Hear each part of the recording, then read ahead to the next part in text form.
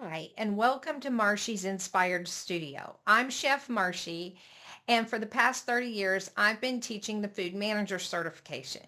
If you need to get your food manager certification, check out my website, mmbizsolutions.com. Okay, so what are we talking about today?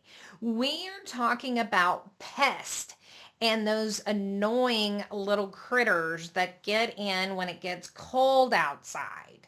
This is Mr. Rat. Okay, so one of the things you need to understand is you have to use a PCO, which is a pest control operator.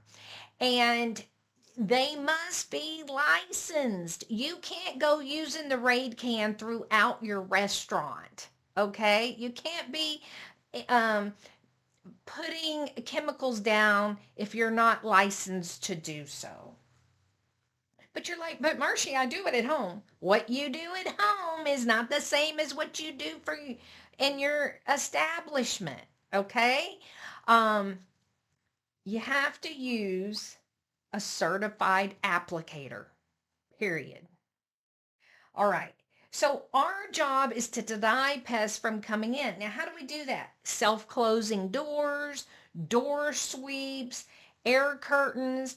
Those air curtains could be called air doors or fly fans, and they're designed to keep flying insects from coming in.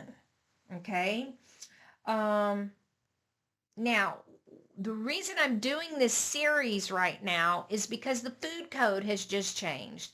And so the companies like ServSafe, Always Food Safe, the National Registry of Food Safety Professionals are upgrading their materials. And I'm trying to give you a heads up just so you know. Okay. And to get more material about food safety, go to the specific playlist on food safety. Okay. So, animals. Can we have animals in the facility? Yes, if they are a proper service animal. Okay, that means they're licensed and they are trained to actually help with a disability. Okay, not a companion animal. A companion animal is your pet. Okay, now some jurisdictions are starting to allow pets to be out on the patio.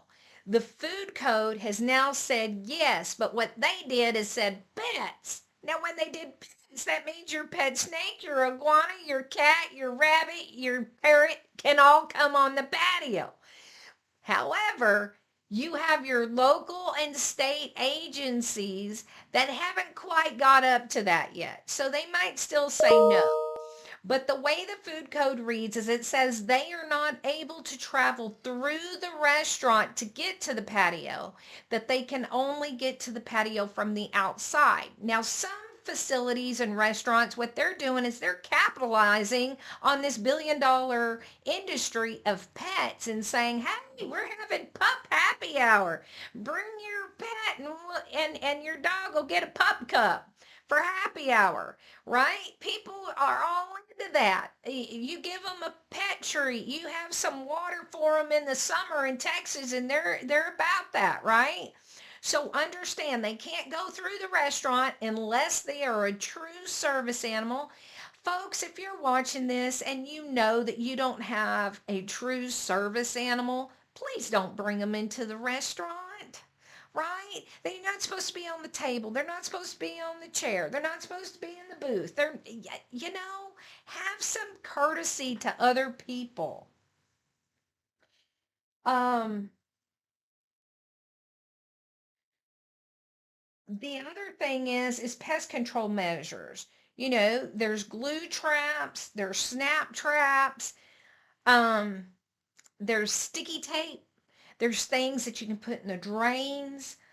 Um, I always tell people if you don't have to have bananas on your menu, don't, because that's the fastest way to get fruit flies in your establishment. And it is so hard to get rid of them. Um, so if this helped you in any way, please like, share, give me a thumbs up, give me a heart. Thank you and be blessed and check out the next video in the series. Okay.